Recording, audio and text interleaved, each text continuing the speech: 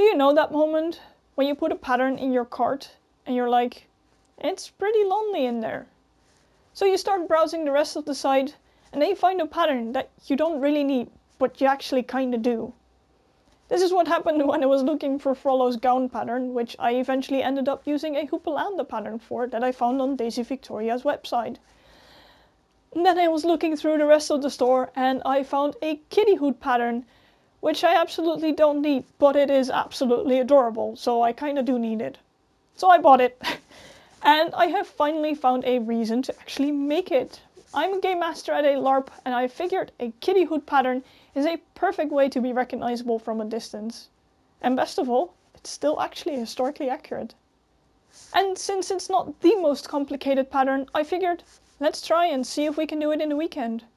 It is currently a Friday afternoon, I just logged out of work, and this means that without further ado, let's start sewing. The pattern comes as a print it yourself PDF. Make sure you really print it at 100% to get the dimensions right. I might have messed that up when printing it the first time. One side and the bottom of each paper can be cut off and then they can all be pasted together. The hood and earpiece can then be cut out as normal. This pattern is really well suited to get rid of stash fabric. The blue I had left over from my first self-made cosplay ever, and the white for the lining was a scrap piece too. It is also well suited to piecing, which is exactly what I had to do for the white as it wasn't big enough. Daisy even explains how to do this in the pattern as well. For me it is only one outermost tip that has to be pieced, so a small bit was cut extra and attached back to the main white piece before proceeding. Then we can cut the ears. They are smaller pieces, so there is always some convenient space to cut them from. We can then iron the seam allowance of the pieced bit to one side so it lays nice and flat. Immediately realizing the rest is also a bit crinkled from laying in the fabric pile all the time, so it gets a nice press as well. The seam allowance is then finished with a zigzag, which is how all the finishes on this hood will be done, as the fabric does fray a bit. Then it is time to sew the main seam line over the back of the hood, after which it can again be zigzag finished. Next up we sew the ears together. Clip off the corners, after which we can turn... Wait a second. Maybe crafting till late at night yesterday might not have been the best idea because I attached the white part of the ear on the wrong side. I should have attached it here, because right now if I want to turn it right side out, we see the interfacing instead of the blue of the ear. So, time to unpick this and attach the white to the other side. I guess the crafter's equivalent of the walk of shame is the unpicking of shame? Anyway, this time it goes together rather quickly.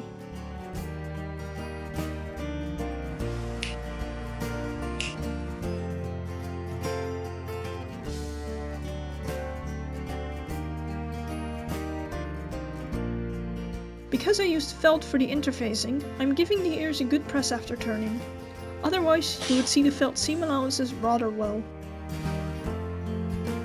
We can then fold over the seam allowances on the bottom of the ears and close them up with some hand stitching.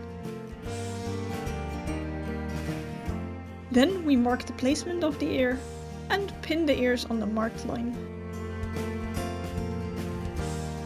The ears are, once again, stitched on by hand. Once along the front and once along the back, so they are secured properly to the hood. Then the lining is attached all around the outer edge.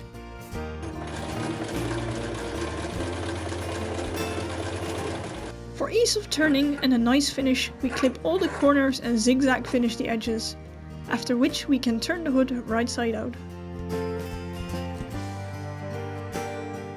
To make sure the hood lays nice and flat, it gets a nice press all along the seam lines. For this we also roll the edges a bit, so the white doesn't peek out underneath the blue. Then the seam allowance of the gap through which we turned are folded inwards, and closed with another bit of hand stitching. Now let's see, time to figure out which buttons we want to use.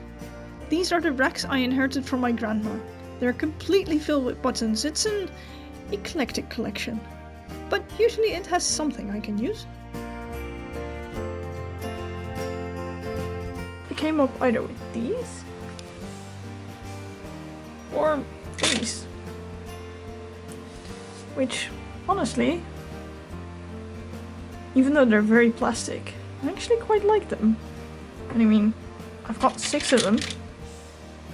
It's either that or the silver ones, and I think the silver ones might be a tad too small for this project. So let's go with those. With the buttons selected, we can mark the placement of the buttonholes. And stitch them on by machine. Then they can be carefully opened with a seam ripper, and the buttonholes are done. Next up is marking the placement of the buttons themselves and stitching those on by hand.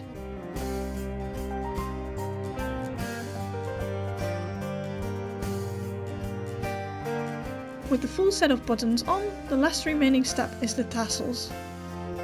I looked through my stash of wool and I found these 3 that might work. Although, now looking at it, I think that one is definitely too light, so we're taking that one out. This one would be nearly perfect in color, but as you can see, I don't have a whole lot left. So I guess this one is out too. And then I only have this one left. It is super fluffy, so I'm not entirely sure if it's the best for tassels, but it does match really well in color. So you know what? Let's just use this one and we'll get super fluffy tassels. For the tassels, we grab a not so random bit of cardboard I had laying around and make a card with which we can make the tassels.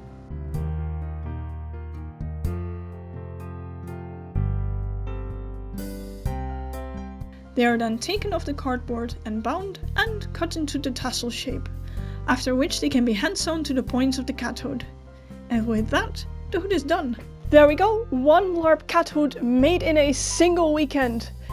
Unfortunately, the reveal part went slightly different as anticipated. I was supposed to be at a LARP right now, but I've got a bad cold, so I'm stuck at home. Nonetheless, I can definitely show you what the hood looks like. I really enjoyed making it. As said, it is a slightly simpler pattern, so I could make it in a weekend, and I also really enjoyed the pattern that I used. Daisy actually included some research in the beginning as to why this hood is historically accurate, and it's a pretty funny story actually. Other than that, the thing I loved most about this pattern is the measurements. It includes both inches and centimeters, no converting needed. Other than that, there were only 1 or 2 bits where I had to think twice about how it exactly had to be constructed, but other than that, it was really doable. And as you can see, the result is there. I really love it. And with that, I hope you all enjoyed watching. I would love some feedback on the way I edited this because it's a completely new style for me and I hope you enjoyed it. And with that, thank you all for watching and see you next time.